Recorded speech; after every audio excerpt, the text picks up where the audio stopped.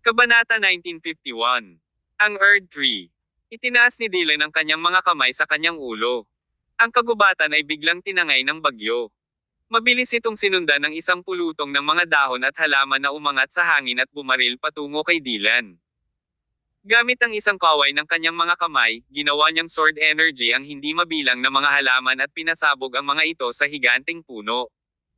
Hindi mabilang na mga dahon din ang nagpaulan mula sa puno na marahas na nanginginig.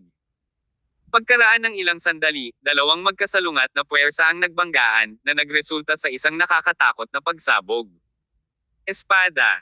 Sa mahinang dagandong, lumipad ang Sword of Grace mula sa sword case sa likod ni Dylan, at hinawakan niya ito sa kanyang kamay. Mortal Sword. Gamit ang isang alon ng espada, ang nakakatakot na enerhiya ng espada ay dumiretso sa malaking puno, at pinutol nito ang isang malaking tipak ng higanting puno. Pumapatong si Dylan sa lupa gamit ang isang paa at itinusok ang espada sa kanyang kamay. Siya ay umungal, Earth Sword. Isang napakalaking bitek ang lumitaw sa lupa, na umaabot hanggang sa higanting puno. Ang plano ni Dylan ay bunutin ang buong puno.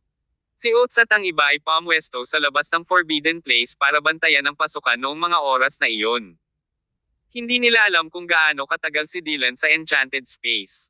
Lahat sila ay nag-aalala lalo na dahil wala silang ideya kung magtatagumpay siya.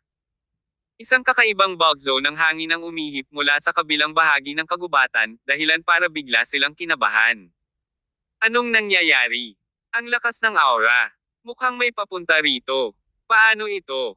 Agad namang nagtaas ng bantay ang lahat. Naramdaman nila ang isang malakas at mapang-ipong puwersa na dumapo sa kanila sa susunod na segundo.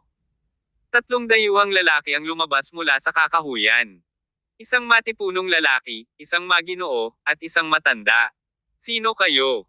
Nang mapansin ni Oates at ng iba pa ang tatlong dayuhan na papalapit sa kanila, agad silang nagtanong. Walang sumagot sa tanong. Sa halip, itinaas ng mainitin ang ulo na maskulado ang kanyang kamao, na para bang gusto niya silang atakihin. Ang matandang nangunguna sa daan ay binigyan ng malamig na titig ang matipunong lalaki. Hoy buddy, pwede bang itigil mo na yung pagiging impulsive mo? Hiling ng Ginoo habang nakahawak sa braso ng matipunong lalaki. Wala silang sama ng loob sa iyo. Ano ba talaga ang ginagawa mo? Itigil ang paggawa ng mas maraming problema para sa amin. Ito ang Celestial Empire, hindi ang ating turf. Noon lang ibinaba ng matipunong lalaki ang kanyang kamao. Para bang natukoy na niya ang lokasyon, kinuha ng matanda ang mapa at inihambing ito sa paligid. Ito ang lugar. Hoy, nandito ba kayo para hanapin ang Forbidden Place? Ang matipunong lalaki ay nagsalita sa isang malupit na tono. Kumunat ang noo ni Oates at ng mga kasamahan niya. Walang sumagot sa kanila. May itatanong ako sa'yo. Sa huli, hindi na napigilan ng Ginoo ang muscular na lalaki. Sumunod ang malakas na lalaking iyon at sinuntok ang isang mandirigma. Sa isang malakas na bam, ang kanyang nakakatakot na enerhiyang sigla ay bumagsak sa dibdib ng mandirigmang iyon, na nagpunit ng malaking buta sa kanyang katawan. Isang patay na malalaking puno ang nalaglag sa likuran niya. Napatulala ang mga white. I'm asking you, ito ba ang pasukan sa Forbidden Place? Ang isang mandirigma ay takot na takot hanggang sa bumagsak sa lupa. Paano nila magagawang haharapin ang gayong makapangyarihang mga kalaban? Oo. Dapat sa simula pa lang sinabi mo na. Ungol ng malakas na lalaki bago umikot at tumingin sa kawalan sa tabi niya. Sa lakas ng sigla na lumilitaw sa ilalim ng kanyang mga paa, agad siyang lumundag sa kalangitan. Dagandong. Isang dagandong ang maririnig mula sa langit. Ang kanyang nakakatakot na kamao ay malakas na humampas sa kawalan sa sumunod na segundo. Lumitaw ang mga bitek sa kawalan bago ito nabasag. Ang vortex ng pasukan ay agad na lumitaw sa harap ng kanyang mga mata. Wow! Lumabas na ang pasukan. Ito na. Tere, pasok na tayo. Tumawa ng malakas ang boorish na lalaki bago tumalon sa puyo ng tubig. Sa likod niya, ang matandin at ang Ginoo ay itinutulak ng magkatulad na mga ipoy-po na ginawa mula sa enerhiya ng sigla, na nagangat ng kanilang mga katawan at dinala sila hanggang sa pasukan. Si Oates at ang kanyang mga kasamahan ay lubos na natigilan nang makita nila ang eksenang ito. Hindi pa sila ganap na nakarecover mula sa pagkabigla hanggang sa makalipas ang ilang oras. Mukhang mga demigod ang mga dayuhang iyon, Master Oates. Malaking pagbabago ang ekspresyon ni Oates. Ano ang espesyal sa forbidden place na ito? Bakit ang mga dayuhang demigod na iyon ay papasok sa enchanted space? Isa itong kalamidad. Abala pa rin si Dylan sa pagputol ng higanteng puno sa forbidden place nang biglang pumasok ang mga demigod na iyon. Mamamatay siya kung magpapatuloy ito. Walang ideya si Oates kung ano ang kakilakilabot na mga bagay na susunod na mangyayari sa loob ng enchanted space. Kinuha niya ang phone niya sa bulsa pero walang signal. Mag-iingat ako. Matandang Mike, kunin mo ang aking telepono at umalis ka kaagad sa kagubatan na ito. Humanap ng lugar na may senyales kung saan mo makontak ang aking ama. Hilingin na ipaalam niya sa tier ng Regal Palace ang lahat ng nangyari dito. May pinaniniwalaan ako sa pambihirang mangyayari sa bawal na lugar. Sa loob ng Forbidden Place, ginamit ni Dylan ang lahat ng uri ng pamamaraan upang maputol ang maraming tipak mula sa higanteng puno. Naramdaman niya ang alon ng init na nagmumula sa kanyang likuran nang bubunutin na niya ang punong ito gamit ang kanyang Earth Sword. Lumakas ang kabog ng puso niya, at bigla siyang lumingon. Agad niyang napansin ang isang malaking ibong apoy na sumulpot sa kanyang likuran. Habang lumilipad ito patungo sa Dylan, ibinuka ng ibon ang nagninangas na mga pakpak nito sa hangin. Subconsciously, hinarang ni Dylan ang Firebird gamit ang espada sa kanyang kamay. Isa pang malakas na puwersa ang bumalot sa kanya sa eksaktong sandaling iyon. Na may mapupulang mga mata, isang matapang na dayuhang lalaki na may makapal na buhok sa katawan ang sumugod kay Dylan at pinalo ng isang malakas na suntok ang kanyang dibdib. Si Dylan ay tinatangay ng daan-daang metro ang layo. Isang malaking subo ng dugo ang bumulwak sa kanyang bibig pagkalapag niya. Itinoon niya ang tingin sa tatlo na lumitaw ng wala saan. Napansin niyang lahat silang tatlo ay naglalabas ng malakas na aura na para bang mga veteranong demigod. Bukod dito, ang labanan ngayon ay ganap na naglalarawan ng agwat sa pagitan ni Dylan at ng trio. Kung lalaban siya ng one-on-one sa kanila, maaaring hindi siya magkaroon ng pagkakataon laban sa sinuman sa kanila. Sino sila? Mukhang naguguluhan si Dylan. Tulad ni Oates at ng iba pa, hindi niya maintindihan kung bakit biglang pumasok ang mga dayuhang ito sa Forbidden Place of the Celestial Empire. Parehong nakatitig kay Dylan ang Ginoo at ang Boresh na may masamang ekspresyon sa kanilang mga mukha. Susugod na sana ang masungit na lalaki kay Dylan at aawain siya, ngunit pinigilan siya ng Ginoo. Mukha siyang palakaibigan, na may malabong ngiti sa labi. "I'm sorry, buddy," sabi niya habang nakatitig kay Dylan. "Masama ang ugali ng kaibigan ko. Naiirite siya dahil pinutol mo lang ang Earth Tree. Huwag kang mag-alala. Hanggat hindi ka makikigulo, hindi rin kami." Ang Earth Tree. Medyo nagulat si Dylan. Bakit nila tatawaging Earth Tree ang punong ito? Tiyak na malayo ang kanilang narating alang-alang sa punong ito. Posible bang ang punong ito ay matagal nang naidokumento sa mga libro at iyon? Ang mga tao ay naglakbay ng malalayong distansya upang makita ito. Kabanata 1952. Alisin ang higanteng puno. Siyempre, hindi naglakas loob si Dylan na kumilos ng padalos-dalos. Dahil sa kung gaano kalakas ang kanyang mga kalaban, naglakas loob siyang huwag magpaligoy-ligoy dahil alam niyang matatalo siya kung gagawin niya iyon. Papunta na sa dambuhalang puno ang matanda. Habang papalapit siya sa puno, patuloy ang pag-atake ng puno sa matanda. Gayunpaman, ang kanyang husay sa pakikipaglaban ay walang kapantay. Gaano man kalakas ang pag-atake ng puno, napalihis sila ng lakas ng sigla ng matanda. Habang lumalabas ang eksena sa kanyang mga mata, si Dylan ay nasa takot at kaba. 2 araw at gabi na niyang kinakalaban ang higanteng punong ito, kaya alam na alam niya ang laki ng pag-atake ng puno. Nang lumapit ang matanda sa punong iyon, wala siyang nakasalubong na kalaban-laban.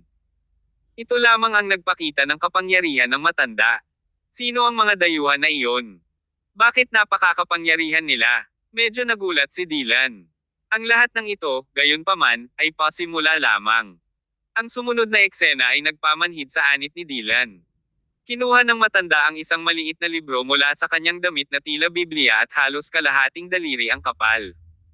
Inilabas niya ang libro at naglakad hanggang sa mga ugat ng higanteng puno.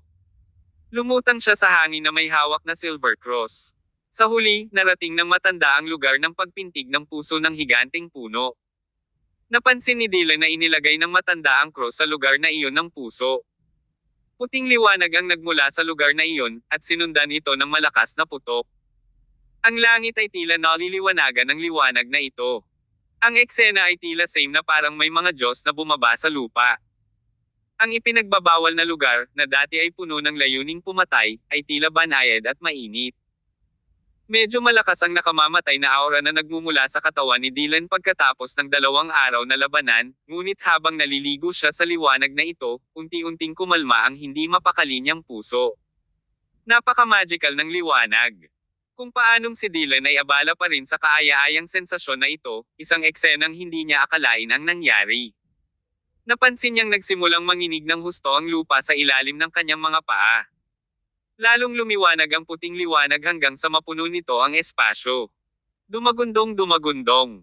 Isang nakakabinging tunog ang narinig, na patuloy na humahampas sa eardrums ni Dylan. Nang tumingin siya sa nakasisilaw na puting liwanag, napansin niyang binubunot ang Earth Tree. Matagumpay na nabunot ng matanda ang Earth Tree.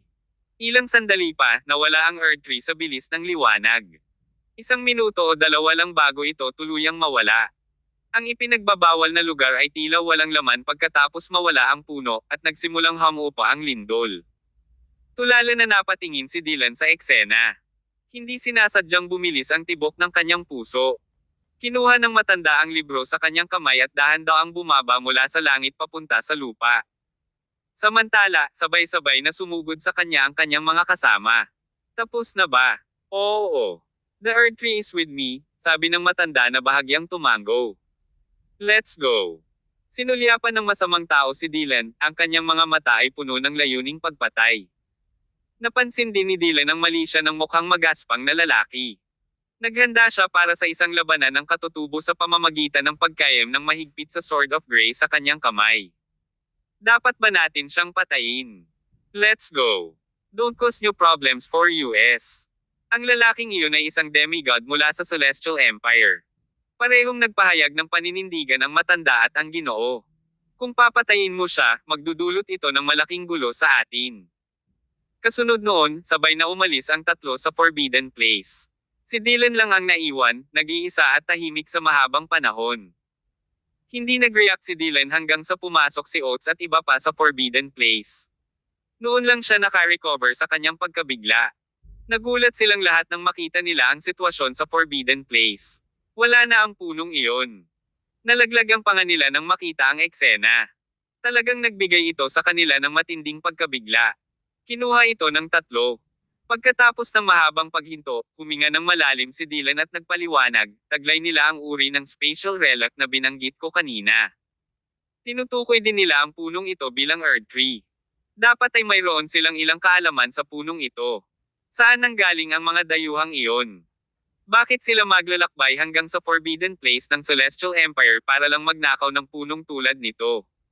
Wala akong ideya. Ilang beses na tinapik ni Dylan ang kanyang noo gamit ang kanyang kamay. Sinasabi sa akin ng aking kutob na may mali sa sitwasyon, aniya. May isang bagay na hindi maganda ang tiyak na mangyayari. Ang sitwasyong ito ay nawala sa aming kontrol, kaya kailangan kong ipaalam kay Tyr. Tinanong ko si Old Mike na tumawag sa bahay, paliwanag ni Oates. I'm guessing ipinaalam na ni Father kay Tyr ang sitwasyon. Tumango si Dylan. Pagkatapos, tumalikod siya para harapin ang desyerto na Forbidden Place. Matapos alisin ang Earth Tree, nagbago ang lahat sa Forbidden Place sa maikling panahon. Bukod sa dambuhalang puno, may ilan pang mga halaman at puno na dati nang tumubo sa enchanted space na ito, na nagbibigay ng impresyon na ang lugar ay puno ng buhay. Lahat sila ngayon ay mabilis na nalalante ngayong wala na rito ang Earth Tree, na parang hinigop ang kanilang asensya ng buhay.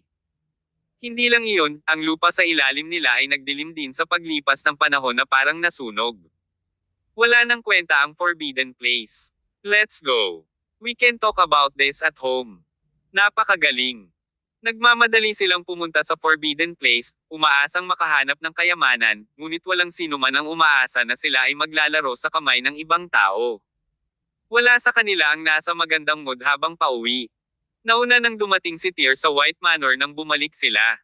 Si Tyr at Rehis ay hindi pumunta sa Forbidden Place dahil tinawagan siya ni Dylan at ng iba pa para ipaliwanag ang sitwasyon. Sa halip, hinintay nila ang pagbabalik ng grupo ng ekspedisyon. Agad na tinipon ni Rehis at Tyr ang lahat sa kanilang pagbabalik upang suriin ang mga kaganapan sa Forbidden Place ng detalyado. Isang grupo ng mga senior executive ang nakaupo sa meeting roon. Medyo madilim ang kapaligiran doon.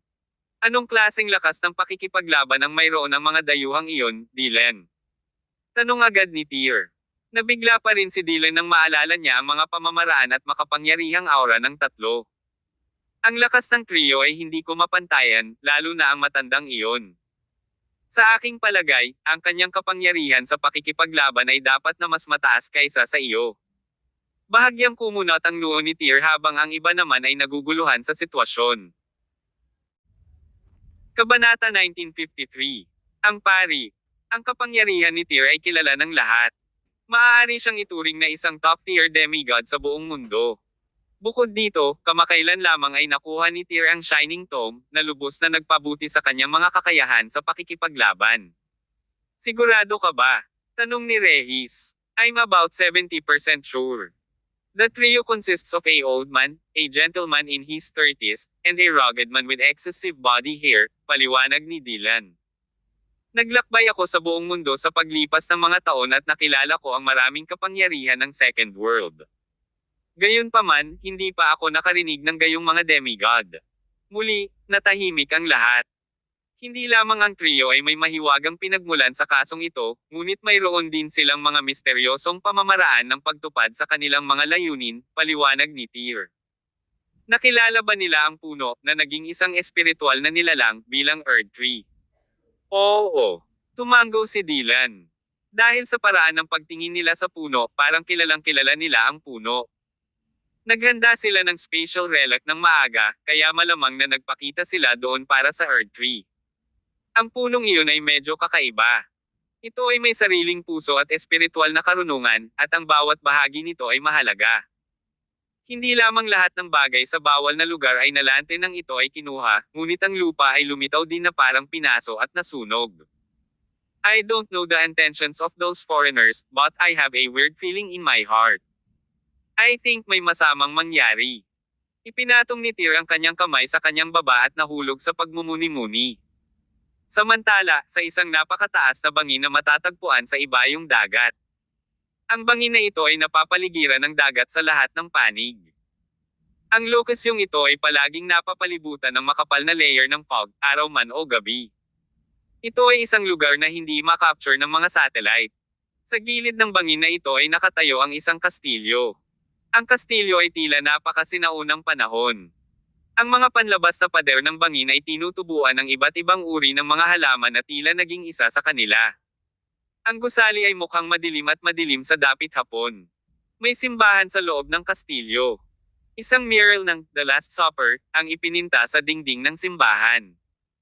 Isang napakalaking krus ang nakatayo sa gitna ng altar. Isang pari na nakasuot ng sotana ang tumayo sa harap ng krus. May nakasabit na krus sa kanyang dibdib, at may hawak siyang Biblia sa kanyang kamay. Ang pari ay mukhang marangal at sagrado. Gayunpaman, ang kanyang itim na sutana ay nagbigay ng nakakatakot na vibe. Nang itulak ang pinto ng simbahan, ang mga demigod, na nagpakita noon sa Celestial Empire, ay pumasok sa simbahan mula sa labas. Pagbati, Ama. Pagbati, Ama. Pagbati, Ama. Pumasok silang tatlo sa simbahan at gumagalang sa pari. Lumalabas na mataas ang pagpapahalaga nila sa pari. Bahagyang tumango ang pari at nagtanong, naibalik na ba ninyo ang Earth Tree? Opo pare. Ibinalik po namin. Biglang lumitaw ang matingkad na pinanibik sa kaninang walang pakialam na mukha ng pari. Ipakita mo sa akin. Dali. Inilibot ng matanda ang paligid ng simbahan at sinabing, pare, napakaliit ng lugar na ito, kailangan na nating lumabas. Napakagaling. Agad na umalis ang grupo sa simbahan at pumunta sa gilid ng bangin. Malayo ang dagat sa bangin, ngunit may malawak na bukas na espasyo sa di kalayuan. Lumakad ang matanda sa gitna ng espasyo at inilabas ang libro bago dahan-daang binuksan. Ang libro ay nagpalabas ng isang kulay pilak na puting liwanag, at ang Earth Tree ay lumitaw sa susunod na tanda. Sa sandaling ito ay lumapag, ang Earth Tree ay mabilis na nag-ugat sa lupa. Ang buhol-buhol na mga ugat nito ay kumalat sa lahat ng sulok sa gilid ng bangin sa bilis na nakikita ng mata. Maging ang mga dingding ng simbahan ay natatakpan ng mga ugat ng Earth Tree. Ang Earth Tree ay kalaunan ay natakpan ang kalangitan sa itaas ng bangin.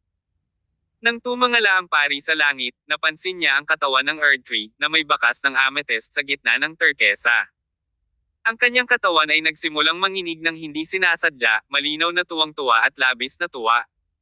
Sa huli, hindi niya napigil ang tumawa sa ilalim ng Earth Tree. Pagkatapos niyang tumawa ng malakas saglit, biglang tinakpan ng pari ang kanyang bibig. Pagkatapos, inilagay niya ang kanyang kamay sa tabi ng kanyang tainga sa direksyon ng puso ng Earth Tree. Badam! Badam! Badam! Makinig! Ito ang ubod ng Earth. Napakagandang himig.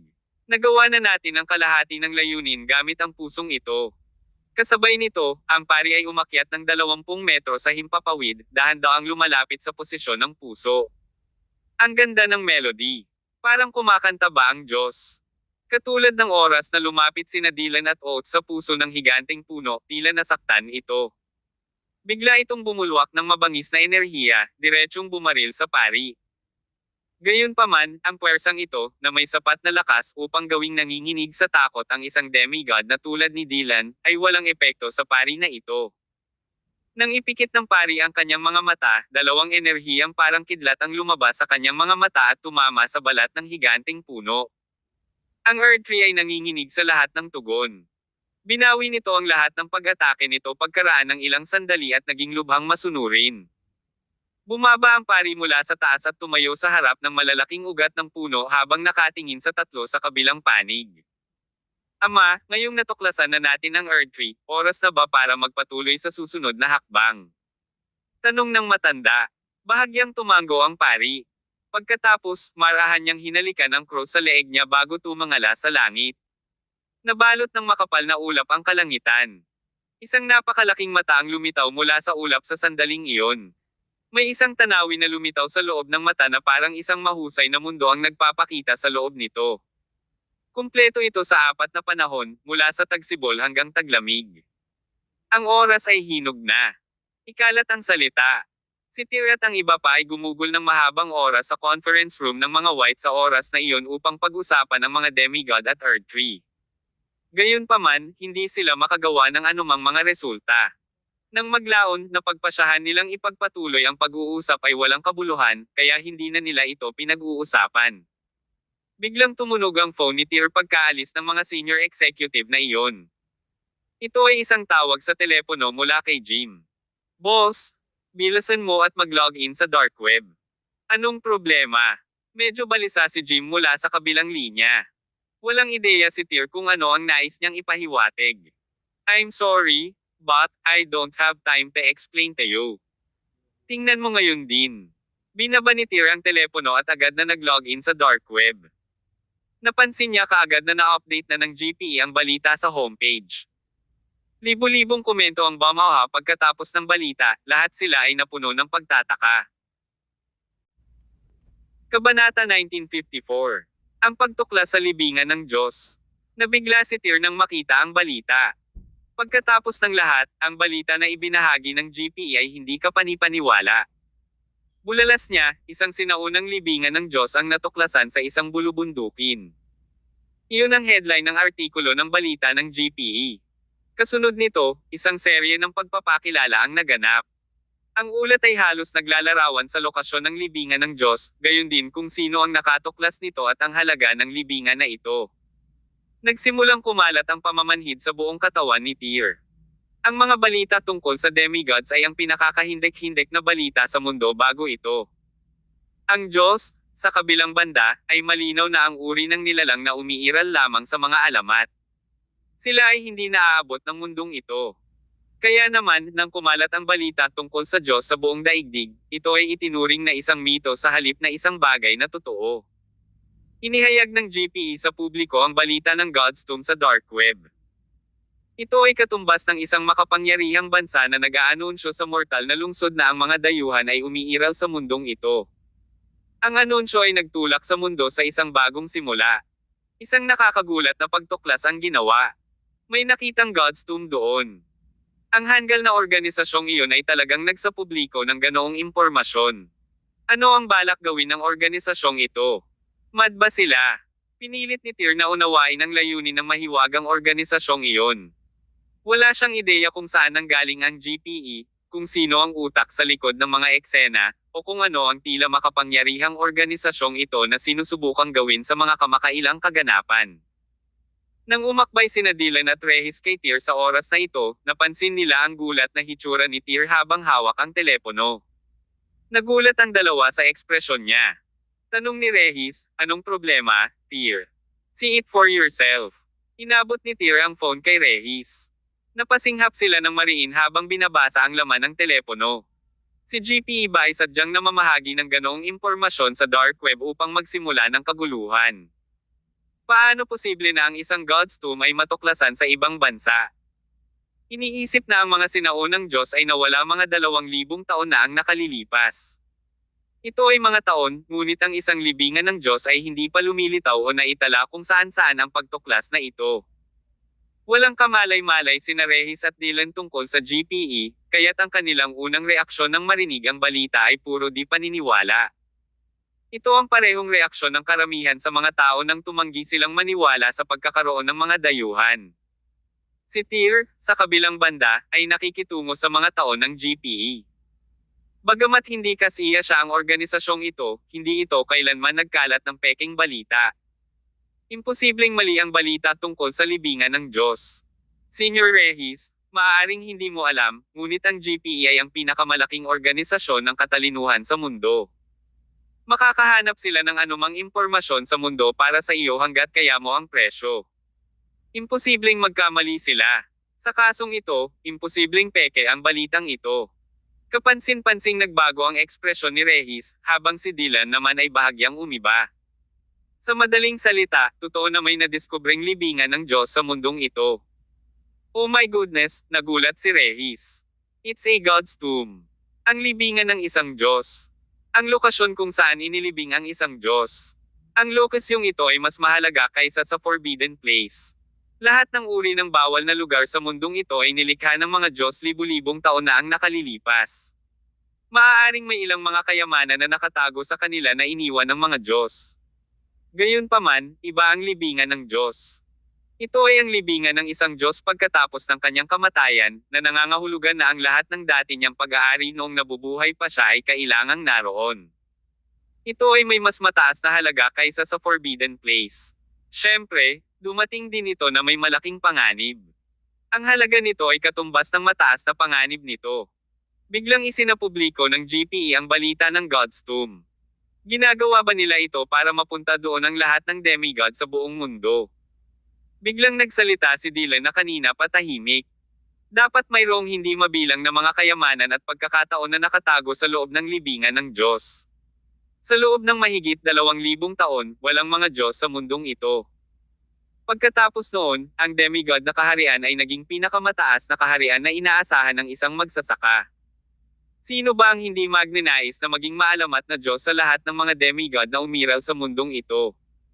Kulang sila sa mga pagkakataon at swerte na gawin ito. Hindi pa sila nakatuklas ng paraan upang maging mga Diyos, hindi pa banggitin ang pagkalipol ng mga Diyos mula noong libu-libong taon na ang nakalilipas. Isang landas tungo sa pagiging isang Diyos ang lumitaw ng wala saan sa harap ng kanilang mga mata. Paanong hindi matukso ng pagtuklas na ito ang lahat ng demigod sa buong mundo na magtungo sa lugar na iyon? Bagamat alam ng lahat na lubhang mapanganib ang libingan ng Diyos, ang malaking bilang ng mga demigod ay walang alinlangan sa pagtuklas na ito.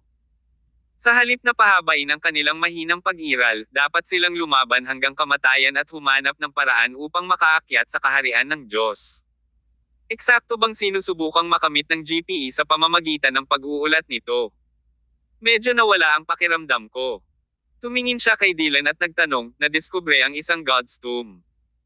Bilang isang demigod, gusto mo bang lumipad doon para maghanap ng pagkakataon na maging isang Diyos? Hindi sumagot si Dylan sa tanong ni Tyr. Sa halip, tiningnan niya ito ng may pagtataka at nagtanong, hindi ba ikaw mismo ay isang demigod? Ano ang iyong mga iniisip tungkol dito? Tumawa si Tyr, at pareho silang nakangiti habang nakatingin sa isa't isa. Naiintindihan nila ang iniisip ng isa't isa nang hindi na kailangang sabihin. Malakas na nag-isip si Dylan, ang God's Tomb ay may nakamamatay na atraksyon para sa sinumang demigod, ngunit lalo itong nakakaakit sa mga demigod na mahigit 1 siglo na ang edad at nasa bingit ng kamatayan. Ang mga batang demigods na tulad natin, sa kabilang banda, ay hindi gaanong nararamdaman tungkol dito. Eksakto. Eto na, parang natutokso akong tuklasin ang lugar. Pumayag naman si Tyr. Ngunit may isang bagay sa aking gut na nagsasabi sa akin na mayroong isang pagsasabuatan sa trabaho. Tumango naman si Dylan. So, sumasang-ayon ka ba na itinayo ng GPE ang God's Tomb bilang isang bitag? Dapat ay sinasadya nilang ipinamahagi ang impormasyong iyon. Bingo! Tumango si Tyr. Tungkol dyan. Pupunta ka. Napatingin si Dylan kay Tyr ng may interes. Ano naman sayo? Retorikang tanong ni Tyr. Nagpalitan sila ng ngiti at nagkatinginan na para bang alam na nila ang mga sagot sa kanilang mga puso. Sa Manyebe na kabundukan ng Imperial City, patuloy na namumulaklak ang hardin ng Spartacus. Katulad ng dati, gaano man kalamag ang panahon sa nalalatagan ng nyebe na bundok na ito, ang hardin ng Spartacus ay laging nababalot sa tagsibol at namumukadkad ng mga bulaklak. Ang matandang demigod, na ilang hakbang lamang mula sa kanyang libingan, ay walang ibang libangan maliban sa pag-inom ng kanyang tsaa ng mapayapa, paghanga sa mga bulaklak sa kanyang bakuran, at pagdidilig ng mga halaman. Dinidiligan niya ang mga bulaklak at halaman sa bakuran gamit ang isang pandilig sa kanyang kamay noon. Ang kanyang talim na nakasabit sa dingding ay nagsimulang manginig ng mabangis. Itinigil ni Spartacus ang kanyang mga aksyon at dahan-daang naglakad papunta sa dati niyang kaibigan. Isang Diyos. Sa wakas ay sinabi ni Spartacus ang mga salitang iyon pagkaraan ng mahabang panahon. Inalis niya ang talim sa dingding at nagsimulang maglakad ng dahan-dahan patungo sa tarangkahan ng bakuran. Maaaring ito ay ilang hakbang, ngunit ang Spartacus ay gumugol ng mahabang panahon sa pagkumpleto ng mga ito. Marahil ay masyado na siyang matanda na kahit ang paglalakad ay mahirap para sa kanya. Kabanata 1955. Ito ang iyong kapalaran. Sa wakas ay dumating na si Spartacus sa tarangkahan ng bakuran. Ang mga bulaklak at halaman sa hardin ay biglang nanginginig ng mabangis habang bubuksan na niya ang gate gamit ang kanyang kamay. Tila isang abagso ng hangin ang humahampas at umiihip sa bakuran, dahilan para malaglag at nagkalat ang mga talulot. Nang bawiin ni Spartacus ang kanyang kamay, halos agad na nawala ang mga galaw sa bakuran. Isa pang pangyayari ang naganap sa hardin nang subukan niyang itulak muli ang pinto. Nahirapan si Spartacus sa kanyang dilema. Tila siya ay gumagawa ng isang mahirap na desisyon, hindi sigurado kung bubuksan ang tarangkahan ng bakuran o hindi. Yung mga bulaklak at halaman sa likod niya parang pinapayuhan si Spartacus na huwag umalis sa garden. Sa wakas ay huminga ng malalim si Spartacus, hinawakan ang talam, at naglakad palabas ng bakuran. Hindi na siya umalis sa kanyang bakuran matapos pumanaw ang kanyang matalik na kaibigan na si Maxim. Parang may naramdaman siya pagkatapos matuklasan ang God's Tomb, na nagudyok sa kanya na lumabas ng bakuran. Ang mabangis na unos ay umaagos mula sa langit nang dumating si Spartacus sa gilid ng bangin. Ang lupa sa ilalim ng kanyang mga paa ay nagsimulang manginig. Ang eksenang ito ay lubos na kahawig ng senaryo kung saan gumuho ang mundo. Mabilis na nalanta ang magagandang namumulaklak na halaman sa looban. Lalong lumalim ang pagkunot ng noo ni Spartacus. Nang hindi sinasadya, bahagyang nanginig ang kanyang katawan. Hindi ka maaaring umalis dito, Spartacus. Ito ang iyong kapalaran. Kung hindi, nag-iimbite ka ng malaking kapahamakan. Maririnig na sumisigaw si Maxim na matagal nang wala sa Red Tower. Ang kanyang tono ay napakahigpit at sa parehong oras ay balisa. Bumalik ka. Si Spartacus, na nasa ulirat at nahuhumaling, ay nagising sa dagandong na ito, na tila isang utos. Bigla siyang hinailan nito palayo sa estado ng enchantment. Tumingin siya sa Red Tower sa kabila ng bangin, ngunit unti-unting nagliwanag ang kanyang mga mata, na noong una ay medyo maulap. Hahaha. Matandang aso, kahit pumanaw ka na, kailangan mo pa rin akong bantayan. Lumilitaw na nakinig si Spartacus sa mga salita ni Maxim sa huli. Agad siyang tumalikod at bumalik sa kanyang hardin. Ang unang eksena ng pagbagsak ng mundo ay naglaho sa oras na umatras si Spartacus sa kanyang bakuran. Nabuhay din ang iba't ibang halaman sa hardin. Ang matandang lalaki ay nakatayo sa kanyang hardin, at muli niyang isinabit ang talon sa dingding. Itinuon niya ang kanyang tingin sa kawalan sa di kalayuan, at ang tingin sa kanyang mga mata ay tila nawala muli. Sa punong tanggapan ng Regal Palace sa Komodo Island, ang sandali bago ang Spartacus ay malapit nang lumabas sa kanyang hardin. Hindi itinuloy ni Jim ang pag-crack ng pormasayo ng Dragon Palace. Muli siyang tumayo mula sa ilalim ng ilog at nagpunta sa larangan ng pagsasanay ng Komodo Island sa sandaling malaman niya na inihayag ng GPE sa publiko ang pagtuklas ng isang God's Tomb. Seryoso at tense ang mukha ni Jim sa parehong oras. Pumunta siya sa gitna ng training square na nakabitin ang Nostro compass sa itaas ng kanyang kondangan. Di nagtagal, pinaandar ni Jim ang compass gamit ang kanyang pamamaraan, na hinihimok ang relic na madama ang koneksyon sa pagitan ng langit at lupa.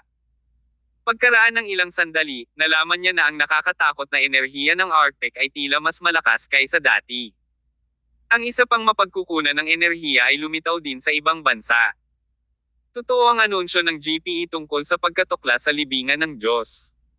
Pinunasan ni Jim ang compass gamit ang kanyang mga kamay. Pagkatapos, ipinikit niya ang kanyang mga mata, at sari-saring mga jinn o taygutay na imahe ang pumasok sa kanyang isipan. Sa huli, mukhang nakatuklas siya. Bumalik sa normal ang compass, ngunit nabigla si Jim sa kanyang nakita. "Boss, kailangan mong bumalik kaagad sa Regal Palace. Kailangan kong sabihin sa iyo ang isang napakahalagang bagay." Agad nilabas ni Jim ang phone niya at dinial ang number ni Tyr.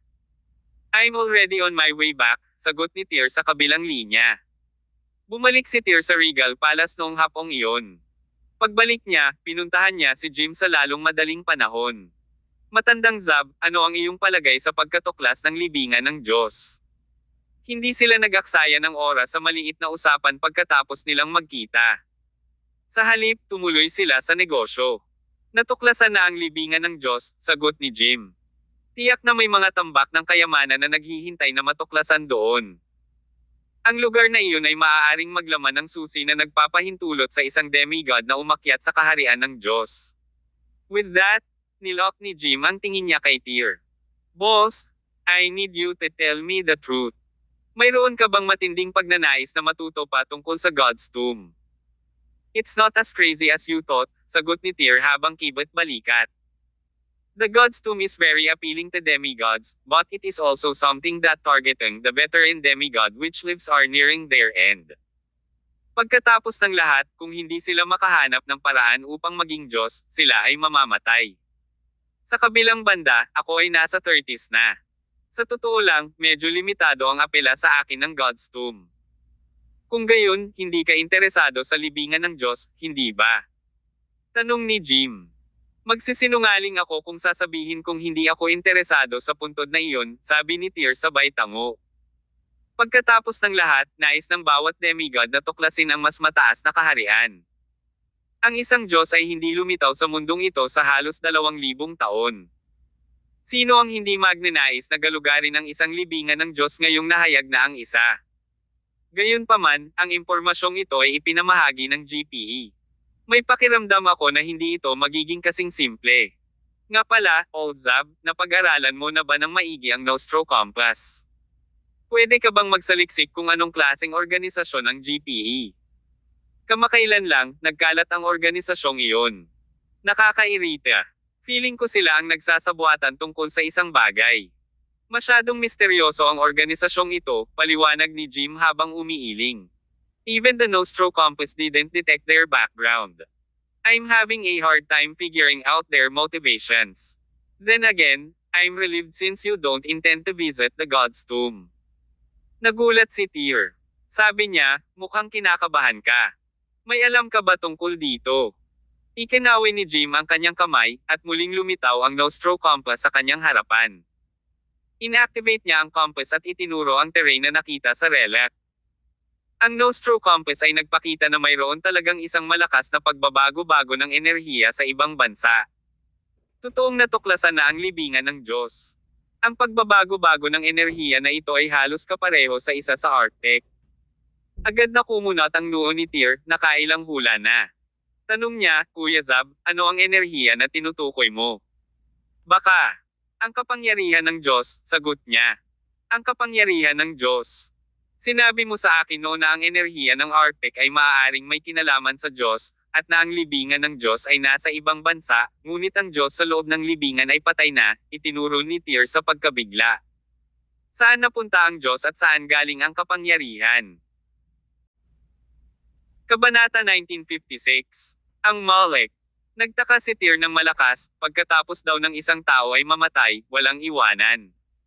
Posible bang mabuhay ang Diyos na iyon? Kamangmangan isipin na ang Diyos ay maaaring nabubuhay sa libingan. Pagkatapos na mamatay ang isang Diyos, maaaring umiral pa rin ang ilang puwersa, paliwanag ni Jim. Boss, ginamit ko ang Nostro Compass para sa mga layunin ng panghuhula, at nakatagpo ako ng isang nakakatakot na eksena. Anong klaseng eksena? Tanong ni Tyr. Nakakita ako ng isang kanyan. Parang may nahulog mula sa langit at nawasak ang hindi mabilang na mga demigod sa isang kanya na natatakpan ng yelo at nyebe. Maaari mo bang sabihin sa akin ang higit pa tungkol dito? Tanong ni Tyr matapos ang unang hingal sa gulat. Ano ba talaga ang nahulog mula sa langit, at sino ang mga pinapatay? Bagaman ang Nostro Compass ay nakakakita sa mga lihim ng mundo, nakakahiya na ang aking kapangyarihan ay masyadong mahina upang makita ito ng malinaw, paliwanag ni Jim na umiling. Ngunit ang eksenang nakita ko ay naglalarawan sa hinaharap. May nakakatakot na pakiramdam na natipon sa hukay ng aking stomach. Ang mga larawang iyon ay nagpaalala sa akin na ang libingan ng Diyos ay isang mapanganib na lugar upang tuklasin.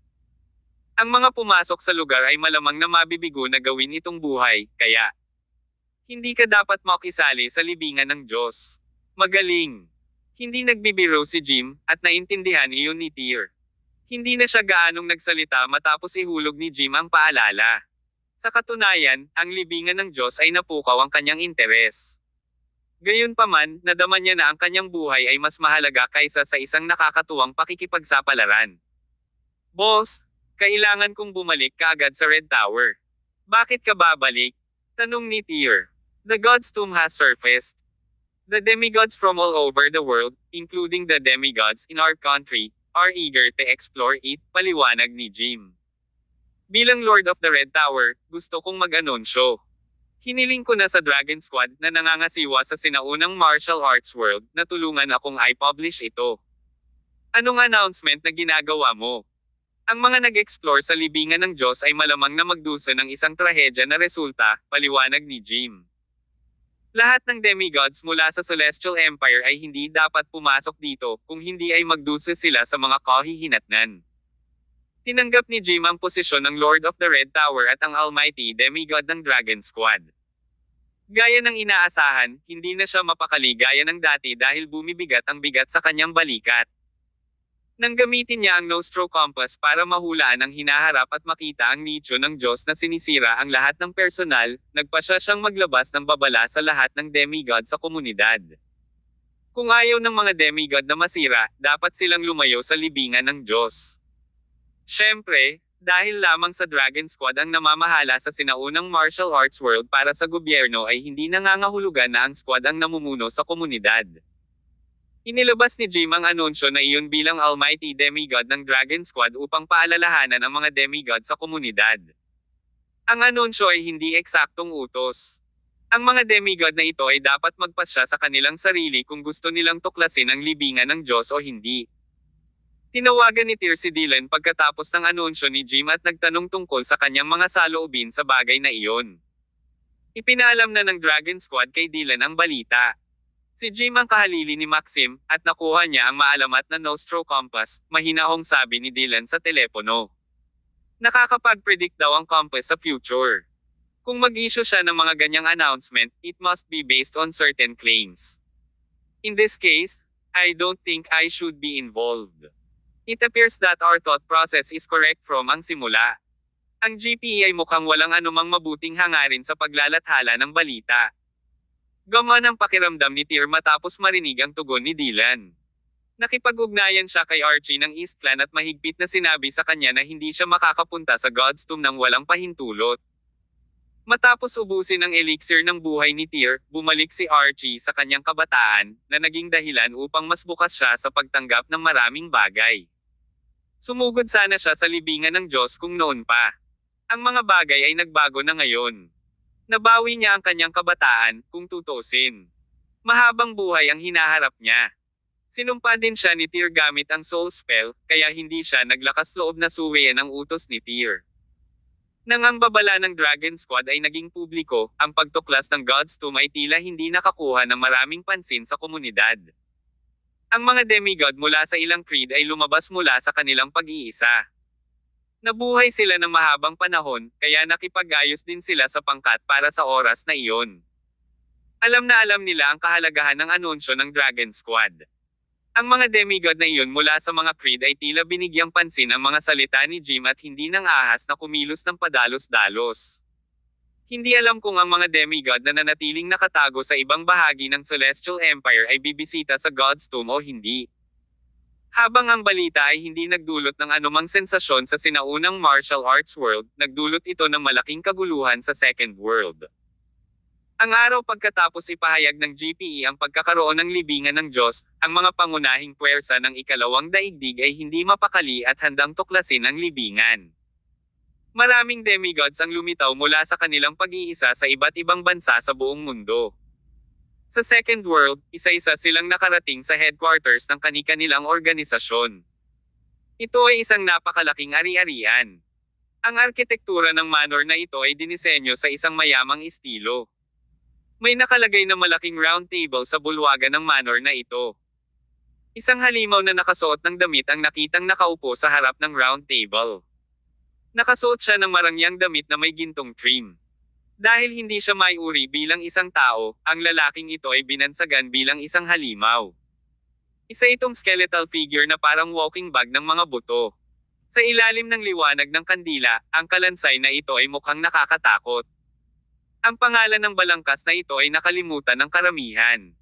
Malek ang kanyang pangalan, at ang kanyang palayaw ay kilala sa ikalawang daigdig. Siya ang pinuno ng Malek Club, isang napakalaking organisasyon sa ikalawang daigdig. Si Malek, ayon sa alamat, ay pumasok sa Demigod Realm 100 taon na ang nakalilipas. Nang maglaon ay nabasag ang kanyang katawan dahil sa digmaan. Tila imposible para sa kanya na maiwasan ang kamatayan sa simula, ngunit isinakripisyo niya ang kanyang kaluluwa at tinatakan ito sa balangkas na ito sa pamamagitan ng ilang uri ng madilim na pangkukulam, at sa gayon ay naging walang kamatayan. Sa madaling salita, ang kapangyarihan ni Malek ay lumago sa kakilakilabot na sukat. May isa pang demigod sa Malek Club sa tabi niya. Ang kanyang pangalan ay Banji, at siya ang pangalawang in-command ng Malek Club. Nagkataon na siya rin ang ama ni Kerim, isang miyembro ng ikalawang Diyos na nauna nang napuksa ni Tyr. Si Banji, na ang balat ay maputlang berde at nababalutan ng asul na mga ugat, ay pumasok sa silid sa ilalim ng saliw ng isang grupo ng mga nasasakupan. Nandito ka pala. Itinaas ni Malek ang kanyang bungo at tumingin kay Banji. Tumango si Banji at umupo sa pabilog na mesa pagkatapos sumaludo kay Malek. Malapit na tayong makakasama ng ilang matandang kaibigan. Kailangan nating makabuo ng magandang plano ngayong lumitaw na ang libingan ng Diyos. Ang boses ni Malek ay nanggaling sa loob ng kanyang katawan. Hindi malinaw kung saang parte ng katawan niya nagmula ang boses niya. Tahimik na umupo si Banji sa gilid, bahagyang tumango. Siya ay isang tao na napakakaunting mga salita, ngunit ang kanyang kakilakilabot at nakakatakot na mukha ay nagpapakita na siya ay isang tao rin na may masamang ugali. Kasunod nito, isang malakas na unos ang humihip mula sa labas ng gusali, na nagwalas ng isang figure sa silid. Hindi nagtagal ay nasa pintuan na ang mabangis na unos. Isang lalaki ang nakitang dahan-daang lumalabas mula sa mabangis na unos. Kabanata 1957. Ang alyansa ng ikalawang daigdig. Isa itong babaeng nakasuot ng pilak. Siya ay may mahabang kulay pilak na buhok na may sexy na figure ng Orasa. Siya ay may magagandang kurba at mahahabang binti, at napakaganda niya sa likuran. Ang kanyang mukha naman ay parang matanda na. Kahit na marami siyang makeup, naiinis at nasusuka ang mga tao sa pagpupumilit na sa mukha sa tuwing nakikita nila ang kanyang mukha. Si Temp Aestos, ang demigod ng Storm Clan, ang babaeng pinag-uusapan. Pumasok siya sa Demigod Realm mga 50 taon na ang nakalilipas. May kakayahan daw siyang kontrolin ang hangin at ulan. Pagkarating ng Temp Aestos, may 7 o 8 pang mamahaling sasakyan na huminto sa labas ng pinto. Nang bumukas ang pinto ng sasakyan ay lumabas sa sasakyan ang isang matandang lalaki na may matangkad. Sinundan siya ng 12-dosenang mga subordinate. Ang Jefferson clan ay ang super clan ng Second World, at ang pangalan ng matandang ito ay Jack. 60 years ago, isa siyang kilalang bankero. Hindi alam kung kailan naging demigod si Jack. Bukod doon, nandyan si Shanks, isang demigod na may kakaibang mga tato sa buong katawan, ang Barbarian King, na nakatayo ng mahigit 2 metro ang taas, at ang Warlock, na bihasa sa sining ng pagmumura. Halos 10 demigod mula sa ikalawang daigdig ang naruroon at nagpakita sa bulwagan na ito. Umupo sila sa malaking round table. Makalipas ang kalahating oras, ang lahat ng upuan sa paligid ng round table ay nakuha na. Inutusan ni Malek ang kanyang mga lingkod na magbuhos ng alak sa kanilang mga baso, at gumawa siya ng isang toast sa lahat ng naruroon. Lahat kayo ay dati kong kaibigan. Speaking of which, ilang dekada na tayong hindi nagkikita. Lahat ba kayo ay nasa mabuting kalusugan sa lahat ng mga taon na ito? Mag-toast tayo para sa ating reunion. Magalang na sabi ni Malek. Lahat ng kaibigan niya ay nagtaas ng baso. Cheers! Inubos nila ang alak sa kanilang mga baso. Pagkatapos ng toast, humabol si Malek at bumaba sa negosyo. Aniya, hindi ko na ay detalye pa ang dahilan ng pag-imbite sa lahat ng dati kong kaibigan sa reunion na ito. Kamakailan ay inihayag ng GPE ang pagtuklas ng isang God's Tomb sa dark web. Dahil handang tanggapin ng lahat ang aking imbitasyon para sa pagtitipon ngayon, natural, lahat tayo ay narito para sa libingan ng Diyos. Pagdating sa libingan ng Diyos, ang mga mata ng lahat ay nagsimulang kumikinang sa interes. Lahat tayo ay mga demigod na pumasok sa kaharian sa loob ng mga dekada, paliwanag ni Tempestos. Sa paglipas ng panahon lahat ay nagtaka kung paano makawala mula sa mga tanikala ng demigod realm at maging tunay na mga Diyos. Sa huli, walang nakahanap ng solusyon. Kaya, lahat tayo ay sabik na bisitahin ang God's Tomb at humanap ng paraan upang pumasok sa kaharian ng Diyos. Kahit na wala tayong mahanap, ang libingan ay dapat magkaroon ng maraming artifact at cultivation techniques. The treasures will make the journey worthwhile. Ang libingan ay tiyak na lubhang mapanganib, patuloy ni Malek habang tinatango ang kanyang bungo. Walang alinlangang kukuha ito ng mga demigod mula sa iba't ibang panig ng mundo sa pagkakataong ito. Malaking kawalan tayo kung kikilos tayo ng mag-isa. Kaya, tinipon ko ang lahat ng dati kong kaibigan dito para bumuo ng alyansa. Magkasama tayong papasok at tuklasin ang libingan pagdating ng panahon. Kukunin ng alyansa ang mga kayamanang nadiskubre natin at ipamahagi ang mga ito ng patas na among sa ating mga sarili. Ano ang nasa isip natin tungkol dito? Dahil ang mga demigod na ito ay handang bumisita sa punong tanggapan ng Malek Club, ginawa nila ito ng may katapatan. Ngayong inilatag na ni Malek ang kanyang plano, wala ni isa sa kanila ang nagpahayag ng kanilang mga hindi pagkakasundo. Pagdating sa kwalifikasyon, ikaw ang pinakamatanda sa ating lahat. Kung ikaw ang magkukusa na bumuo ng isang alyansa, tiyak na lahat tayo ay handang gawin ito, sabi ni Tempestos. Tumango din si Jack, pumayag naman ako. Maaari lamang tayong maging walang talo pagkatapos makapasok sa libingan ng Diyos kung tayo ay magsanib puwersa. Kung gusto ng ibang demigod na labanan tayo para sa pagnakawan, magtutulungan tayo para talunin sila. Okay. I agree too, nagtaas ng kamay si Shanks. Pangalawa. Ang lahat ng mga demigod na dumalo ay walang pagtutol sa desisyon ni Malek. Lahat sila ay sang-ayon sa pagbuo ng alyansa. Nang makita ito, nagpakawala ng matinis na tawa si Malek. Dahil lahat ay sumasang-ayon sa alyansa, magkakaroon tayo ng isa pang baso ng alak upang ipagdiwang ang maayos na pagbuo. Agad na nagsimulang magbuhos ng alak ang mga katulong ng Malek Club para sa lahat ng nasa silid. Lahat ng mga demigod ay nagtaas ng kanilang mga baso. Halika! Batiin natin ang maayos na paglalakbay patungo sa libingan ng Diyos. Sana maging maayos ang lahat. Pagkatapos ng inuman, nagkasundo ang lahat. Ang kapaligiran ay napalitan ng kapayapaan at katahimikan. Parang isang masayang pamilya ang may pagtitipon. Lahat kayo ang malalaking gulong sa ikalawang daigdig, sabi ni Jack sa kausap. Ang iyong mga nasasakupan ay nagtataglay din ng ganap na kapangyarihan at lakas. Ang balita ng libingan ng Diyos ay inilabas sa mundo ng GPE. Ako ay nagtataka kung sino man sa inyo ang nakakaalam kung anong uri ng organisasyon ang GPE. Pagdating sa GPE, biglang nagbago ang kapaligiran sa eksena. Hindi lamang ang mga mula sa sinaunang martial arts world ay walang kaalam-alam tungkol sa GPE, ngunit ang background nito ay isang misteryo din sa mga organisasyong iyon mula sa Second World. Ang GPE ay isang organisasyon ng panektik sa nakaraan, tama ba? Tanong ni Tempestos. Kilala sila sa paniningil ng labis na bayad para sa kanilang mga serbisyo. Oo. Nagkaroon kami ng isang taksil sa aming pamilya 2 taon na ang nakakaraan. Naglaho siya pagkatapos niyang ninakawan kami ng higit sa 20 bilyong dolyar, Shanks piped up sa pagsang-ayon. Kung hindi ako nagkakamali, kumuha kami ng GPE para alamin kung nasaan siya at hulihin ang traidor. Gayunpaman, ang organisasyong iyon ay may malaking gana. Humingi sila ng 10% komisyon mula sa kabuuang halaga noong panahong iyon. 10% ay higit sa 2 bilyong dolyar. Mula sa puntong ito, malinaw na ang GPE ay hindi lamang walang awa sa mga organisasyon tulad ng Regal Palace at iba pa, kundi pati na rin sa iba pang malalaking puwersa sa ikalawang daigdig. Humingi sila ng mga katawa-tawang presyo at sabik na humingi ng malaking halaga ng pera. Sa sinabi na, ang GPE ay tunay na alam sa lahat. Makukuha nila ang kanilang mga kamay sa lahat ng uri ng katalinuhan. Narinig ng lahat ang tungkol sa GPE, ngunit walang nakakaalam kung paano gumagana ang organisasyong ito. Nakipag-deal ang GPE sa negosyo ng katalinuhan dati, sabi ni Malek. Hindi sila nawala ng pera sa kanilang mga negosyo. Kamakailan, naglathala sila ng iba't ibang balita sa dark web na medyo hindi naaayon sa dati nilang estilo ng paggawa ng mga bagay-bagay.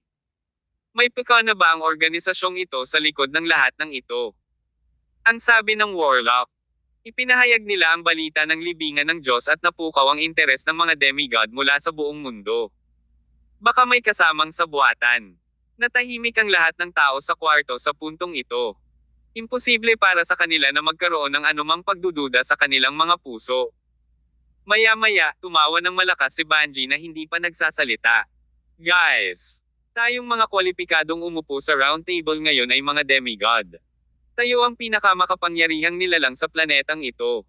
Mayroong 11 demigod sa kabuuan dito. Bakit tayo mag-aalala na ang GPE ay magpapaloko sa atin ngayong marami na sa atin ang nakipagtulungan? Kabanata 1958. Mga hangin ng gabi at madilim na ulap. Bagamat medyo kakaiba ang pananalita ni Banji, may katotohanan ang kanyang mga sinabi. Nang mawala ang mga Diyos, ang mga demigod ay ang uri ng pag-iral na nakatayo sa tuktok ng piramid noong panahon. Ang 11 demigod na nagtipon sa bilog na mesa ay bumubuo ng halos buong puwersa ng ikalawang daigdig. Ito ay napakalakas na alyansa kung kaya't ito ay umabot sa 70% ng kapangyarihan sa kanilang komunidad. Bakit sila mag-aalala tungkol sa pukanan ng GPE? Tama ka. Anong uri ng pandaraya ang magagawa ng isang organisasyong tulad ng GPE ngayong nagkaisa na tayo at nakabuo ng isang alyansa? Oo. Kahit may binabalak ang GPE, malalampasan natin ito. Isang mahinang tawa ang nakatakas sa bungo ni Malek habang tinitingnan niya ang lahat ng kanyang mga kasamahan, na mukhang tiwala sa sarili. Kung ganoon, maayos na ang lahat. Sa 3 araw, magtitipon tayong lahat dito at maglalakbay sa libingan ng Diyos. Okay. Isang makapangyarihang Second World Alliance ang nabuo. Walang alinlangan na ito ang pinakamakapangyarihang alyansa na patungo sa libingan ng Diyos. Dapat mayroong higit pang mga demigod na nakatago sa pag-iisa sa ikalawang mundo. Bagamat ang ilang mga demigod ay hindi bahagi ng panlipunang bilog ni Malek, napag-alaman din sa kanila na ang libingan ng Diyos ay malapit ng lumitaw sa mundo. Ito ay isang sinaunang kastilyo na puno ng isang malakas na pulang aura. Ang kastilyo ay mukhang kitikot-takot sa ilalim ng liwanag ng buwan, at nagbigay ito ng impresyo ng buhay na kamatayan. Sa likod ng kastilyo ay may sementeryo. Isang krus ang inukit sa lapida sa sementeryo. Ang lapida ay natatakpan ng mga pulang galos na tila ba nabasa sa dugo. Lumapit sa lapida ang isang grupo ng mga lalaking nakasuot ng eleganteng tuxedo at nagsimulang mag-grope at sumamba dito. Nagsimulang umungol ang hangin sa sementeryo, at unti-unting kumupas ang kabilugan ng buwan na nakasabit sa langit. Isang malakas na pagsabog ang narinig. Ang isa sa mga libingan ay biglang sumabog. May isang kristal na kabaong na nakahiga sa libingan. Isang lalaking nasa edad 40 ang nakatulog sa kabaong. Napakagwapo niya, ngunit sa sandaling imulat niya ang kanyang mga mata, ang kanyang mga mata ay kasing pula ng dugo. Boom! Isang malakas na putok muli ang narinig. Tumalon ang lalaki mula sa kabaong at lumapag sa harap ng mga lalaking iyon. Pagbati, Vampire. Pagbati, Vampire. Pagkatapos noon, isa-isang sinimulang sambahin ng mga lalaking iyon ang gwapong lalaki. Ibinuko ni Vampire ang kanyang mga braso at umungol sa buwan sa kalangitan. Ang liwanag ng buwan ay nagsimulang tumalon mula sa langit. Ang lahat ng liwanag ng buwan ay tuluyang nalanghap sa katawan ni Vampire. Sa susunod na segundo alam ng lahat, ang kanyang mga mata ay naging sobrang pula na sila ay kumikinang. Nang ibukan niya ang kanyang bibig, nakita niya ang isang pares ng malahayop na pangil. Nagpakawala siya ng dagandong at mabilis na pumunta sa gitna ng grupo, kinagat ang isa sa mga ito sa leeg. Nabutas ang leeg ng lalaki dahil dito. Bumulwak ang napakaraming dugo mula sa kanyang leeg, kung saan buong sakam na sinipsip ni Vampire ang kanyang bibig. Ang lalaking iyon ay sinipsip ng tuyo at bumagsak sa lupa ilang sandali pa. Walang takot ang ipinakita ng lalaking ito nang sipsipin ni Vampire ang kanyang dugo. May malabong ngiti sa labi na para bang inaabangan ang pagsuso ni Vampire. Nakaluhod pa rin ang iba sa mga lalaki. Wala silang balak na tumakas sa harap ng kamatayan. Mabilis na lumipat si Vampire sa susunod na lalaki at kumagit sa kanyang leeg pagkatapos ng pagsuso sa unang lalaki na tuyo. Tumagal siya ng humigit kumulang 10 minuto upang maubos ang dugo ng isang grupo ng 13. Ang lahat ng kanilang dugo ay sinipsip na tuyo habang ang mga lalaki ay nahulog sa lupa. Nang mabusog si Vampire, ibinukan niya ang kanyang mga braso at umungol muli. Pagkatapos noon, tumitig siya sa malayo at bumulong, "The God's Tomb." Ayon sa alamat, si Vampire ay isang tunay na vampira at ang kanyang pag-iral ay katulad ng sa isang alamat sa kanluran. Sa totoo lang, hindi pa siya malapit sa pagiging vampira. Hindi magiging vampira ang mga sinipsip niya. Sa halip, sila ay mamamatay.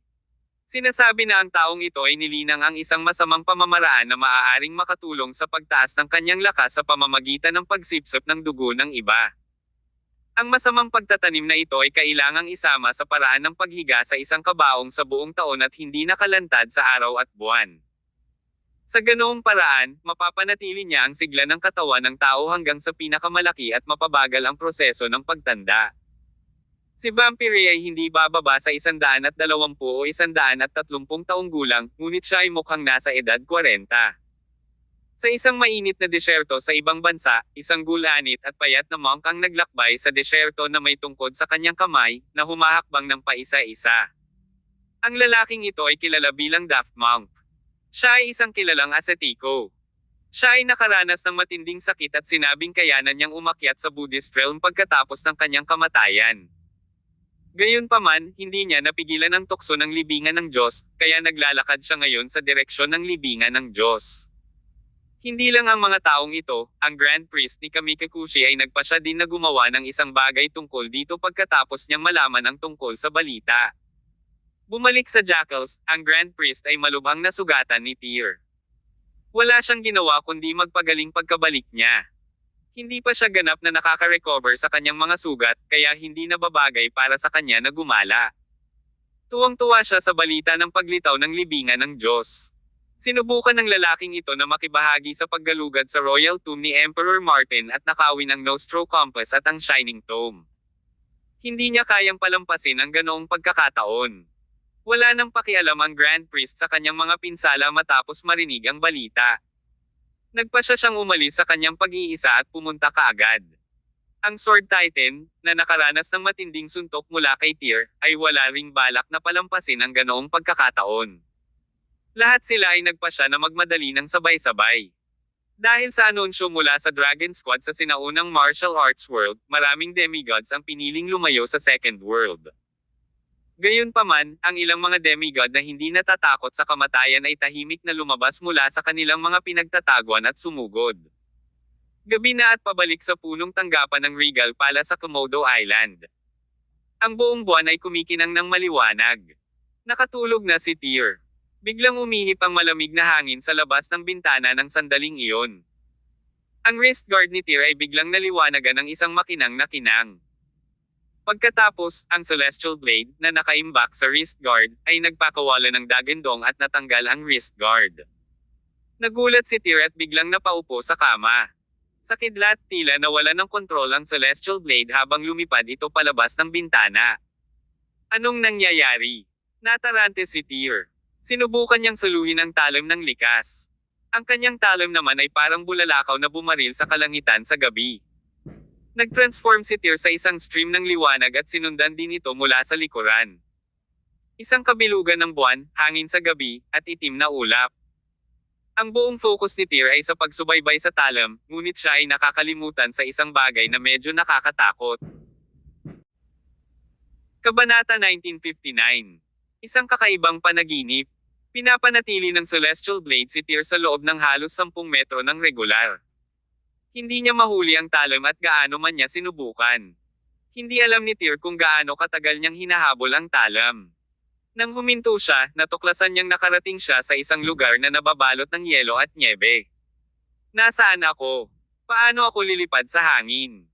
Mabilis na nag-react si Tyr. Bilang isang demigod, maaari niyang gamitin ang enerhiya ng sigla upang magpatawag ng buhawi, na nagpapahintulot sa kanya na lumipad sa mababang altitude sa maikling panahon. Gayunpaman, nang subukan niyang suluhin ang talim sa hangin, nagawa niyang lumipad tulad ng isang celestial na nilalang. Ito ay hindi tama at hindi rin ito totoo. Kailangang panaginip ito. Gulat na gulat pa rin si Tyr nang bumungad sa kanya ang isang napakalaking bundok na nababalutan ng nyebe. May isang kabaong na lumulutang sa ibabaw ng bundok. Biglang sumabog ang kabaong, at lumabas ang isang lalaking nakasuot ng puting damit. Nakasuot siya ng napakaluma. Ang kanyang estilo ay katulad ng sa maalamat na immortal, na may mahabang buhok at may sinturon sa kanyang baywang. Hinawakan ng lalaki ang Celestial Blade ni Tyr, na naging dahilan para sumambulat ang sandata sa maliwanag na liwanag sa isang iglap. Sino siya? Habang nakatulala si Tyr, ang iba pang mga alon ng puting liwanag ay nagmula sa kabilang panig ng abot tanaw. Isa pala itong espada. Ang espada ng grasya. Nakilala ni Tyr ang espada sa unang tingin, na labis na ikinagulat niya. Paano makakarating ang kanyang talim at ang espada ni Dylan sa misteryosong lokasyong ito ng sabay? Ang Sword of Grace, tulad ng Celestial Blade, ay lumipad sa mga kamay ng lalaking nakaputi sa isang kisap mata. Nakita ang lalaki na may hawak na talim sa kanyang kaliwang kamay at isang espada sa kanyang kanang kamay ilang sandali pa. Nagsimula siyang sumayaw gamit ang mga sandata na iyon sa hangin pagkatapos nito. Sweeping Army, Grafting Thunder, Splitting Earth, Shattering Heel, Chaotic Judgment, Binding Soul, and Whirling Laughter. Mortal Sword, Earth Sword, at Sky Sword. Ang lalaking ito na nakaputi ay aktwal na gumanap ng parehong 7-blade form at ang 3-sword Seraptures ng magkasabay. Bukod doon, ang kapangyarihang pinakawalan niya ay higit na mas malaki kaysa sa pinagsamang kapangyarihan ni Tyr at Dylan. Ang mga galaw na pinakawalan niya ay nagkaroon ng malaking epekto sa mundo, lalo na noong ipinakita niya ang Binding Soul at Whirling Laughter. Ang kanyang kapangyarihan ay walang kapantay sa mundong ito nang hawakan niya ang talim sa kanyang kaliwang kamay. Ang kanang kamay niya ay may hawak na espada na kayang maghiwa sa kalangitan. Nang magkasabay na naisakatuparan ang parehong mga galaw, dalawang nakakatakot na bitek ang lumitaw sa kalangitan, na sinundan ng walang laman na nabasag sa mga pira-piraso. Ito, ang paraan ng isang Diyos. Napatulala si Tyr. Nang ibalik niya ang tingin sa lalaking nakaputi ay nakita niyang hawak niya ang mga armas sa kanyang mga kamay at hindi maipaliwanag na tinatawanan si Tyr. Pakiramdam ni Tyr ay nawala ang kanyang paa sa susunod na segundo, at nagsimula siyang bumaba ng mabilis na parabang nahulog siya sa walang katapusang bangin. Boom! Isang makapangyarihang demigod na tulad niya ang talagang gamulong sa kama sa kalagitnaan ng gabi. Napaupo si Tyr mula sa lupa. May disoriented look sa kanyang mga mata. Ang kanyang pangarap ay malayong makatotohanan. Hindi niya namamalayan ang kanyang wrist guard, at ang talim ay lumipad palabas dito. May kakaibang panaginip si Tyr, ngunit nasa kanya pa rin ang talim. Nang mahawakan niya ang talim, naramdaman niyang nanlamig ang hawak ng talim. Pakiramdam niya ay hindi niya kayang kumapit sa hawakan. Tumili. Walang kamalay-malay na inihagis ni Tyr ang talam sa gilid. Napansin niya na ang ibabaw ng talam ay natatakpan ng manipis na layer ng hamog na nagyelo. This is wrong. There's something wrong with the celestial blade. Binigyan ni Tyr ang sarili ng isang malakas na sampal sa noo.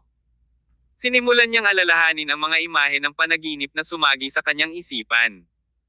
Sa mundo ng yelo at nyebe, naroon ang mukhang sinaunang lalaking nakaputi na may hawak na espada at talam. Ang lalaking iyon ay winasak ang langit sa pamamagitan ng pagsasagawa ng mga galaw mula sa 7 blade forms at sa 3 sword scriptures. Ang lahat ng iyon ay mga pamamaraan ng isang Diyos. Matapos maging demigod si Tyr, nag-practice lamang siya ng 7 blade form hanggang sa ikalimang galaw. Ayon sa kanyang pagkaunawa sa isa ng isang uri na pamamaraan na ito, ang ika-6 at ika-7 anyo ay dapat na mga paggalaw na tanging isang Diyos lamang ang maaaring gumanap. Sinubukan din ni Tyr ang dalawang galaw na iyon sa katotohanan, ngunit sa tuwing gagawin niya, napagtanto niyang kulang pa rin siya ng kaunting kaliwanagan, kaya hindi siya nagtagumpay. Hindi lang si Tyr ang nakakaramdam niyan. Ito ay pareho para kay Dylan, na humawak ng Sword of Grace. Parehong ang talim at ang espada ay nakuha mula sa Blade Hero. Ang dalawang astre na armas na iyon ay nakuha mula sa isang forbidden place ni Blade Hero. Ito ay naimbento ni Blade Hero. Sa kasong ito, parang may naisip si Tyr. Inabot niya at hinawakan ang Celestial Blade gamit ang dalawang kamay. Pagkatapos, mabilis na hinawakan ni Tyr ang talam na natatakpan ng hamog na nagyelo sa ibabaw. Hindi binitawan ni Tyr ang pagkakahawak sa sandata kahit malamig at nakakagat pa ang talam. Sa puntong ito, muling lumitaw sa kanyang isipan ang tanawin ng mundo ng yelo at nyebe. Ang kanyang talam ay tila nagpapadala sa kanya ng isang uri ng mensahe. Unti-unting naunawaan ni Tyr ang sitwasyon, at mas naging malinaw ang tingin sa kanyang mga mata.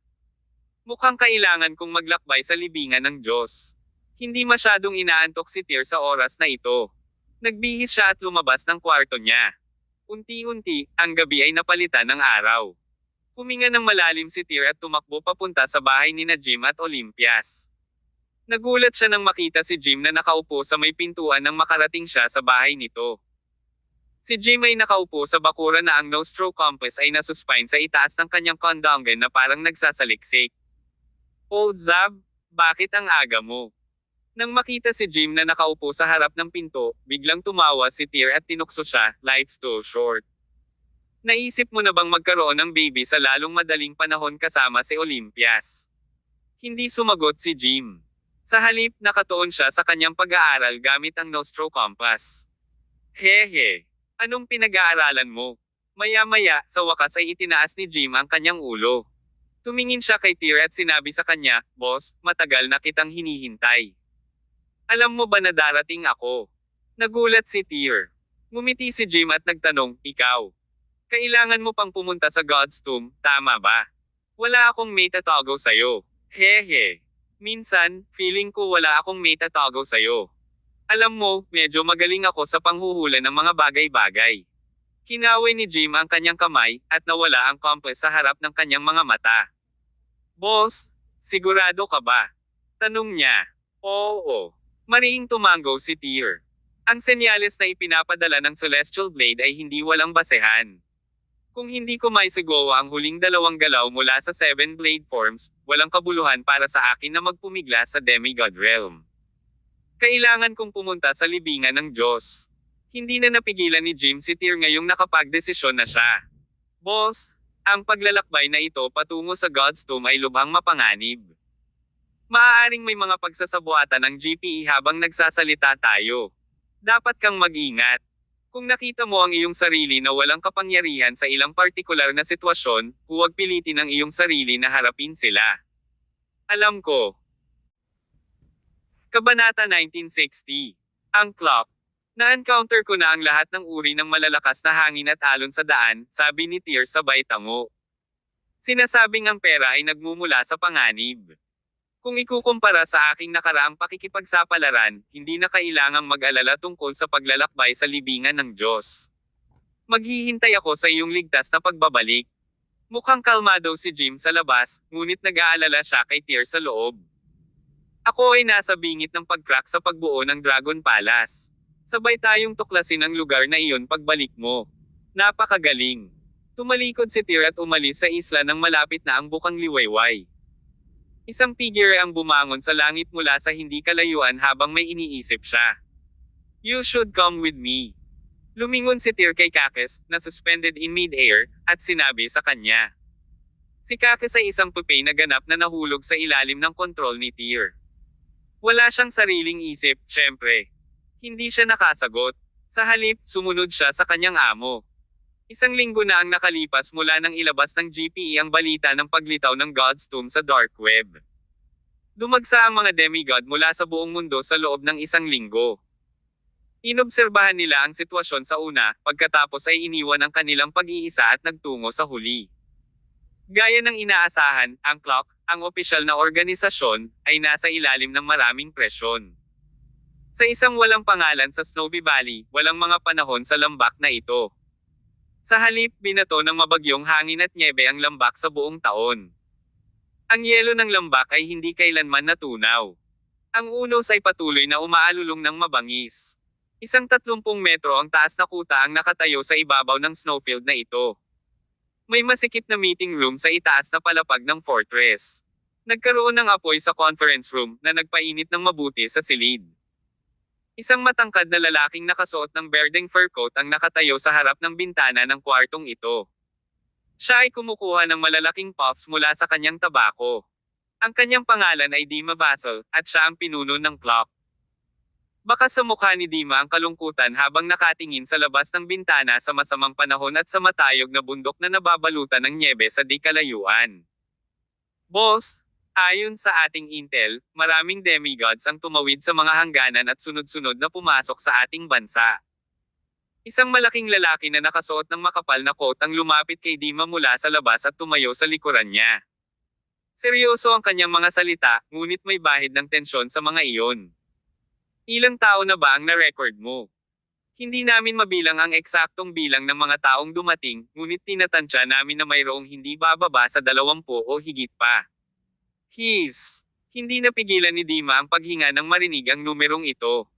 Nang huminga siya, isang mahabang bakas ng puting ambon ang lumitaw sa harap ng kanyang mga mata. Siya ay bumulalas, hindi bababa sa 20 tao.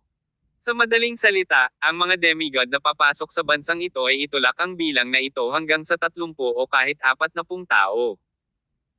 Sa pag-iisip nito, hindi napigilan ni Dima na maramdaman ang pagtusok ng kanyang anit. Napakahirap makita ang isang demigod sa nakalipas na daang taon, ngunit ngayon ang mga demigod mula sa iba't ibang panig ng mundo ay nawala sa kanilang pagtatago sa mga lugar kung kailan lumitaw ang libingan ng Diyos. Kung sino man ang nasa likod ng organisasyong ito ng GPE ay isang mapang akit.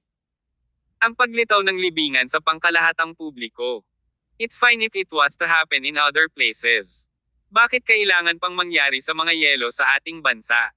Lalong nairita si Dima habang iniisip ang sitwasyon, ngunit wala siyang magawa tungkol dito. Boss, dapat ba nating ipaalam sa militar at hilingin na i-deploy nila ang mga tropa dito? Kung may sitwasyon, hindi sapat ang kapangyarihan ng Clock para harapin sila. Ang militar. Biglang ngumiti ng mapait si Dima. Ang kanyang mukha ay sinalot ng maitim na kulubot at tensyon na kalamnan. He asked rhetorically, we're facing a large group of demigods. Alam mo ba kung ano ang ibig sabihin ng salitang iyon? Kahit na magpadala ang militar ng 100,000 sundalo dito. Kahit na sinakop nila ang bawat milimetro ng yelong ito, ang mga sundalong iyon ay wala sa mata ng mga demigod na iyon. Kaya nga, huminga muli ng malalim si Dima at sinabing, nandito ang mga taong iyon para sa libingan ng Diyos. Hindi sila naririto para gumawa ng anuman sa ating bansa. Ang larangan ng yelo na ito ay naglalaman ng pasukan sa libingan. Kung gusto nilang gumawa ng isang hakbang, ito ay mangyayari sa ibang espasyo. Wala tayong masyadong gagawin dito maliban sa panatilihin ang utos. Pass my order down. That people are beings that we can't afford to offend. If we see them, we shouldn't have conflicts with them. Otherwise, it will bring disaster to the Clock. Roger yan. Pagkaalis ng kanyang subordinate, kinuha ni Dima ang isang teleskopyo ng militar mula sa isang drawer. Maya-maya, napansin niya ang isang figure na kumikislap sa field ng yelo. Sa paglipas ng panahon, parami ng parami ang mga figure na lumitaw. Alam na alam niya na ang mga demigod na iyon ay naglakbay mula sa iba't ibang panig ng mundo upang pumunta sa larangan ng yelo na ito.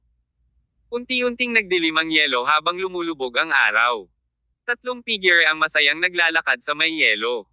Nanguna si Tyr, habang nasa likuran niya si Kakas, samantalang si Dylan ay nasa kanan niya. May bitbit siyang sword case sa likod niya na naglalaman ng Sword of Grace. Di ba sabi mo hindi ka makakarating? Hindi sinasadyang nag-cross ang landas ni Tyr at Dylan. Sabay silang pumunta sa Icefield after they meet.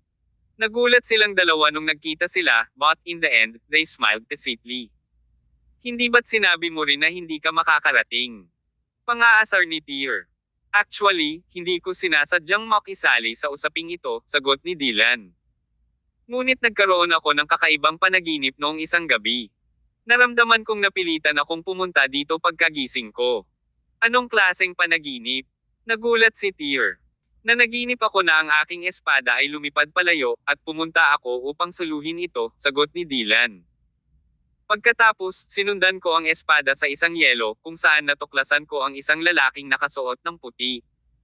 Hinawakan niya ang espada ng grasya at ginawa ang tatlo. Sword scriptures at naglaslas sa langit, na panaginipan ko rin ang iyong celestial blade. Binasag ng lalaking nakaputi ang langit na may talam sa kaliwang kamay at espada sa kanan. Laking gulat ni Tyr sa sinabi ni Dylan na halos malaglag ang kanyang panga. Panaginip lang. Bakit ka ba nanggugulat? Tanong ni Dylan, matapos makita ang reaksyon ni Tyr. Alam mo ba kung bakit ako pumunta dito? Tanong ni Tyr pagkatapos huminga ng malalim. Sumagot si Dylan, paano ko malalaman? Because I had the same dream that was exactly the same as yours. Paliwanag ni Tyr. I had the same thoughts as you when I awoke. Naniniwala ako na dapat akong bumisita sa libingan ng Diyos. Halata sa mukha ni Dylan ang pagkagulat. Paano nangyari sa atin ang kakaibang ito? Kung tama ang estimation ko, sabi ni Tyr habang tumatawa. Ang tunay na may-ari ng talam at espada ay malamang na ang Diyos na inilibing sa libingan na ito. Tara na. Sino ang nakakaalam? Baka mapag-aralan nating mabuti ang 7 blade forms at 3 sword scriptures. Salamat sa paglalakbay na ito.